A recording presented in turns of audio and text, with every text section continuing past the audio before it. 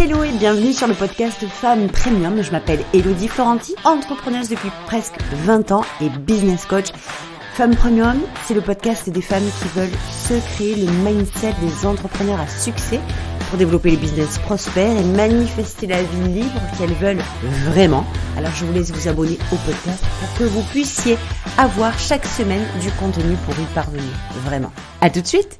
Hello tout le monde, j'espère que vous allez bien. Je suis heureuse de vous retrouver encore aujourd'hui pour un nouvel aperçu, en tout cas une nouvelle perception des choses concernant, j'avais envie de vous parler en fait aujourd'hui de mindset et de vulnérabilité. Alors la vulnérabilité dans l'industrie du business en ligne, c'est quelque chose qui a pris une tournure assez intéressant. Je ne sais pas s'il faut dire le mot intéressant en fait, mais assez spécial. Et moi j'ai envie de vous parler de ça aujourd'hui parce que il y a un peu cette vague qui est arrivée d'hyper-vulnérabilité où, eh bien, alors il est question de tout dire, de tout montrer, de parler de tout, parce que c'est comme ça qu'on est honnête et qu'on est transparent et que c'est comme ça qu'il faut être, etc. Alors déjà, j'ai envie de dire, il faut être rien du tout, on doit être rien du tout, il faut juste être comme on a envie d'être, de se présenter comme on a envie de se présenter. Et ça veut pas dire, j'ai vraiment envie de vous parler de ça aujourd'hui parce que pour l'état d'esprit de votre développement, de votre succès, c'est primordial d'aborder ce sujet-là, que non, c'est pas vrai que être vulnérable, tout montrer, tout dire, tout partager à sa communauté, c'est la solution pour le succès, c'est la solution pour sembler être quelqu'un d'honnête, de transparent, de ne rien cacher aux gens. Ne pas tout dire, ça veut pas dire mentir. Ne pas tout dire, ça veut dire avoir des parties qu'on veut garder personnelles, privées, intimes de notre vie. Et c'est très bien comme ça, personne n'a à juger ou à intervenir à travers ce genre de choix que vous pourriez faire. Ok ? Ça, c'est déjà la première des choses. Mais là où je m'en vais, c'est que de plus en plus, cette vulnérabilité, alors, il a été dit subliminalement plus tôt, au départ, que oui, regardez comme ça fait de moi quelqu'un de sérieux qui assume, en fait. Le fait d'être vulnérable, il y a une notion de j'assume. J'assume ce que je vis, je le traverse, je vous montre comment je le traverse, je vous montre comment je le vis, je vous montre que, eh bien, tiens, il n'y a pas de secret entre vous et moi. Alors, c'est très bien. Et moi, je suis pas là pour juger quoi que ce soit ou qui que ce soit. C'est ni mon intérêt, ni mon envie, ni mon besoin. Cela dit, je vais vous demander juste par rapport à si vous êtes un petit peu le cul entre deux chaises, comme on dit, à vous demander, mais quel est mon point de vue par rapport à ça ? Quel est l'état d'esprit que je dois avoir par rapport à la vulnérabilité ? J'ai comme envie de vous dire comme vous le sentez. Parce que prendre du recul sur cette situation, moi je dois vous avouer que la vulnérabilité c'est joli, c'est sympa, c'est oh là là je montre tout à ma communauté, je suis super transparente, je ne leur cache rien, certes, mais à partir du moment où on se sert, où on utilise la vulnérabilité pas à bon escient, ou bien qu'on ne se rend pas compte que la vulnérabilité est en train de nous faire basculer dans un côté dark, que vos clients et votre communauté n'a pas du tout envie de taper, n'a pas envie du tout de plonger là-dedans, alors il est peut-être temps de revoir les choses. Aujourd'hui, je vois des gens qui veulent arrêter de travailler avec telle personne, fermer leur entreprise, même beaucoup moins qui disent de plus en plus je vais fermer mon entreprise, je vais la cramer, je veux m'en séparer, je veux fermer. Quand vous dites ça et que derrière vous n'êtes pas sûr de votre solution, de votre choix, alors c'est juste une invitation. Je ne vous dis pas de ne pas le dire, je ne vous dis pas que c'est pas bien de ne pas le dire, je ne vous dis pas qu'il ne faut pas le dire, je vous suggère d'attendre un peu avant de le dire si c'est le cas. Mais alors c'est bien la vulnérabilité, mais juste prenez du recul et mettez-vous à la place des gens qui lisent. C'est devenu un peu automatique d'être vulnérable et surtout d'aller se dire que mon Dieu, si je ne le suis pas, alors je suis en faute. Je vais vous donner un autre exemple de vulnérabilité et comment moi je fonctionne, peut-être que ça pourra vous parler. Quand l'année dernière, j'en ai déjà parlé quelques fois, j'étais en train de lancer la Praf Week, eh bien, le premier jour des interviews que je faisais, d'ailleurs la première c'était avec Paul Pironnet, eh bien la nuit d'avant, le dimanche soir, donc moi je faisais la première interview le lundi matin, la nuit d'avant j'ai appris la mort de mon père par téléphone d'une clinique, alors que ça faisait des années que je ne le voyais plus. Mais je peux vous dire que ça m'a fait un choc intersidéral. Je ne vais pas m'étaler là-dessus. Puis je me suis dit, qu'est-ce que je fais ? Je pousse les interviews, je repousse la Praf Week, je repousse l'événement. Qu'est-ce que je fais ? Est-ce que je le dis ? Et moi, dans ma perception, j'ai préféré ne pas le dire et le garder pour moi. Oui, ça m'a coûté. Peut-être que j'aurais dû lancer, peut-être que j'aurais pas dû lancer, peut-être que j'aurais dû repousser, peut-être que j'aurais dû le dire, etc. C'est un choix que j'ai fait et qui s'est fait comme ça. Ok ? Maintenant, est-ce qu'il faut... Donc j'ai préféré le garder pour moi, j'ai préféré gérer ça pour moi. Est-ce que j'ai réfléchi à si ça a un intérêt pour ma communauté, pour mon audience, pour mes clients de le savoir? Ça n'en avait strictement aucun. Si ce n'était le fait de trouver une justification au fait que je ne lancerai pas ou que je pousserai la Praf Week. D'accord ? Comme je ne voulais pas la repousser, alors j'ai jugé bon de ne pas le dire et de gérer, c'était mes affaires personnelles. Et puis il y a des moments où on ne ressent pas le besoin, où on n'a pas envie de mêler ce genre de choses sur les réseaux sociaux. Et moi, c'est quelque chose pour plein de raisons, que j'ai préféré ne pas partager, que j'ai préféré taire, que j'ai préféré garder pour moi. Alors, est-ce que si je l'avais dit, ça aurait été plus facile à avaler la pilule ? Je n'en sais rien parce que je ne l'ai pas fait, j'en ai strictement aucune idée. Mais en tout cas, j'ai géré de mon côté. Puis après, par contre, les leçons que j'en ai tirées de mes attitudes, de mes comportements, du fait de ne pas l'avoir dit, c'est des leçons, effectivement, des apprentissages que j'ai reçus et que j'utilise aujourd'hui pour aider mes clientes, pour les servir, pour quand elles traversent quelque chose de comme ça, bien moi, j'ai des ressources pour les aider. Donc, voilà. Mais de mon côté personnel, je n'en ai pas parlé. Il y a des tonnes de choses que je vois sur les réseaux sociaux et qui font qu'un excès de vulnérabilité, attention, je suis encore pas une fois en train de juger qui que ce soit, mais je vous dis simplement que parfois on plonge dans un côté de la vulnérabilité qui glisse sur le dark side, qu'on ne voit pas. Si vous imaginez qu'on a besoin de rentrer dans cette vibe hyper sombre, de vulnérabilité, mais vous voyez ce côté, il y a des... il faut pas tout mélanger. Hein. Quand je parle de vulnérabilité, en fait, chacun fait ce qu'il a envie et dit ce qu'il a envie, personne n'est juge, personne n'est maître, sauf nous.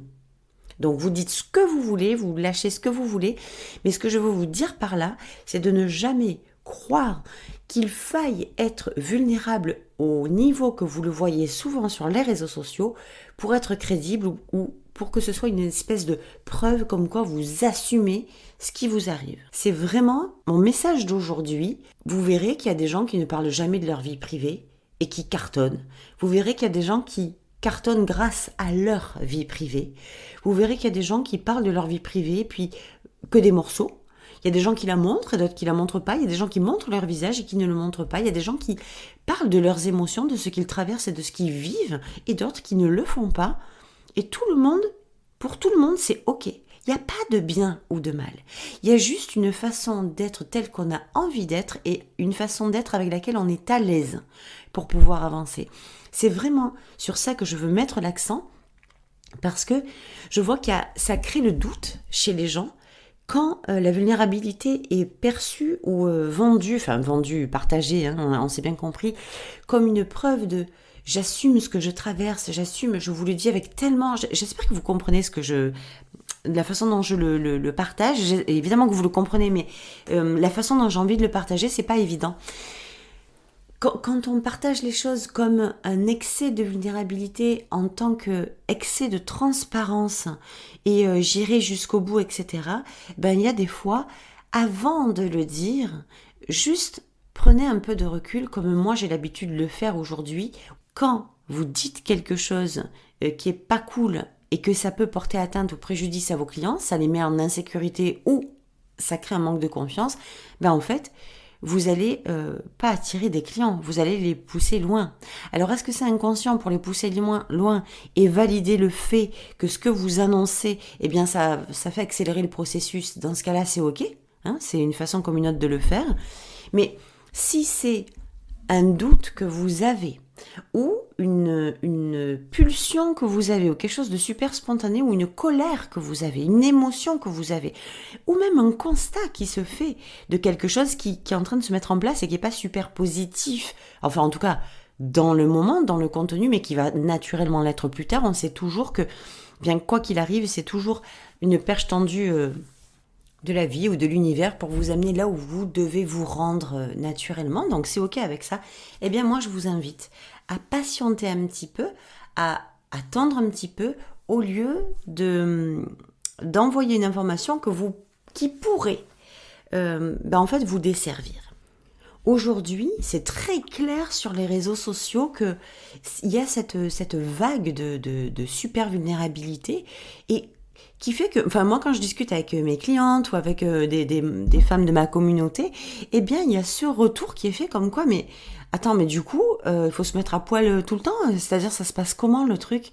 Et puis, ça peut, évidemment que si vous avez envie de le faire, si c'est à l'intuition, si vous sentez que ça doit être dit, si vous sentez qu'il y a quelque chose à l'intérieur de vous qui doit sortir, qui doit être libéré, qui doit être dit, peu importe les conséquences, peu importe ce qui va se passer derrière, peu importe ce que les gens penseront ou diront, #PRAF, eh bien, évidemment, dites-le, puisqu'il n'y a pas d'attente derrière.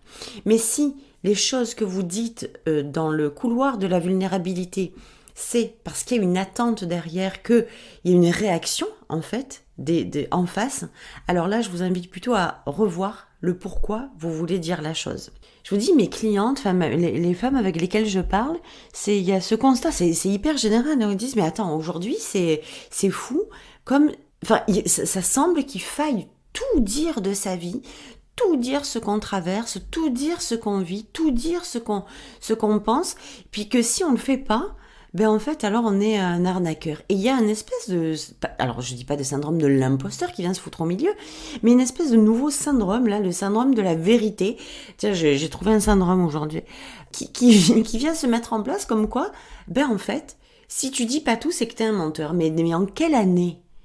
En quelle année, si vous dites pas tout de votre vie, vous devenez quelqu'un qui trahit, un escroc, un imposteur, un menteur, etc. Depuis quand cette histoire est née? Encore une fois, un nouveau problème qui est en train de se créer sur les réseaux sociaux. Depuis quand le fait de ne pas raconter sa life, de ne pas raconter tout ce qu'on traverse, des morceaux qu'on n'a pas envie de dire, ni à sa communauté, ni au monde, et qu'on a envie de garder pour soi, depuis quand le fait de le garder pour soi est un acte malveillant ou quelque chose de dangereux ou de mensonger auprès de notre communauté? Qui est encore allé inventer ça? Parce que c'est en train de pousser, en fait. C'est en train de pousser. Vous avez le droit de montrer votre famille, vous, si vous en avez envie, et de ne pas le montrer si vous n'en avez pas envie. Vous avez le droit de dire ce que vous avez envie de dire et de ne pas dire ce que vous n'avez pas envie de dire. Tous les coups sont permis. Vous avez le droit et le devoir de respecter ce que vous avez, vous, envie d'être, de faire et d'avoir, point barre, ça s'arrête là. Donc, je disais simplement que n'allez pas croire que vous êtes dans l'obligation de vous trouver vulnérable et de vous plonger au cœur de vos communautés dans vos moments les plus sombres. Moi, j'ai des moments sombres comme tout le monde. J'ai des moments down comme tout le monde. Et croyez bien que des moments down, j'en ai de façon assez, je dis pas récurrente, mais bien entendu que j'en ai. C'est un choix que je fais de les traverser comme j'ai envie de les traverser. Et pour moi, ce n'est pas une preuve d'assumer ce que je traverse que d'être vulnérable et de le partager à mes clients ou à ma communauté. Moi, personnellement, je ne fonctionne pas comme ça. Ça ne veut pas dire que personne ne doit fonctionner comme ça. Mais dans ma vibe, c'est un choix conscient que quand je traverse un sale moment de merde, eh bien, je le traverse, je le gère, je crée mon apprentissage, je trouve la leçon, je prends le noyau et ça, c'est puissant parce que je vais pouvoir avoir encore une ressource supplémentaire quand mes clientes vont venir me dire à moi, par exemple, Hello, voilà, je suis en train de traverser un truc pas cool. Je dis, ok, ça c'est un truc que je peux t'aider là-dessus parce que je l'ai vécu. Donc voilà moi comment j'ai fait, je vais te le partager, puis tu vas me dire si ça te parle, et puis on va aller trouver des ressources pour toi. Alors dans ce cas-là, évidemment, moi je me sens très bien avec ça. Il y a aussi des personnes qui vont se sentir très bien du fait de prendre cette même expérience et de la vivre en même temps que leur communauté, et c'est très bien aussi si c'est aligné avec ça. Ce que je veux vous dire par là, que soyez vulnérable sur votre niveau d'alignement, sur là où vous pouvez le supporter dans le sens le tenir, ok, tenir l'énergie, le tenir le truc. C'est tellement important de comprendre ça. Donc non, vous n'avez absolument pas à vous sentir coupable, mal à l'aise ou gêné de ne pas dire les choses et de vous imaginer que vous ne les faites pas bien quand c'est le moment d'être vulnérable et que vous n'avez pas envie de l'être, quand il y a des choses que vous pourriez peut-être partager avec votre communauté parce que vous voyez d'autres le partager mais que vous ne vous sentez pas à l'aise de le partager, alors gardez-le. Il y a 0 obligation. Les règles, c'est vous qui les posez, il n'y a que vous qui savez si c'est une pulsion, si c'est une envie, si c'est un besoin, si c'est quelque chose que vous faites parce que vous vous sentez obligé de le faire, il n'y a que vous qui savez. Il n'y a que vous. Donc non, ce n'est pas une obligation. Non, ce n'est pas dans les règles ni du coaching, ni de l'industrie, ni du business en ligne que parmi ces règles de travail et du succès, il y a la vulnérabilité de cette façon-là, en tout cas. Même la vulnérabilité, mettez-y votre propre définition dessus, mettez-y vos propres mots dessus et mettez-y votre propre énergie dessus pour qu'elle puisse tout de suite vous dire si c'est bon pour vous ou pas. Tout simplement. Tout simplement. Moi, c'est quelque chose que j'apprends beaucoup à faire à mes clientes aussi, même dans les programmes. Prenez le mot qui vous casse les pieds, qui vous contrarie, qui vous perturbe et mettez-y votre propre définition. Pas celle que vous entendez, pas celle que vous imaginez, pas celle que vous pensez être la seule, la bonne et la définitive, et en plus qui ne vous convient pas, prenez votre définition, prenez votre mot, remettez-y une définition dessus, la vôtre. Voilà, donc c'était ce que je voulais vous partager aujourd'hui sur cet épisode de podcast. Le syndrome de la vérité, la vulnérabilité, c'est vous qui la choisissez, c'est vous qui le faites selon vos règles et vos conditions. Je vous souhaite une super belle journée. N'hésitez pas à me donner votre point de vue là-dessus, d'échanger, de partager, de mettre des commentaires une fois que vous avez écouté l'épisode. On se retrouve la semaine prochaine. Bisous, ciao.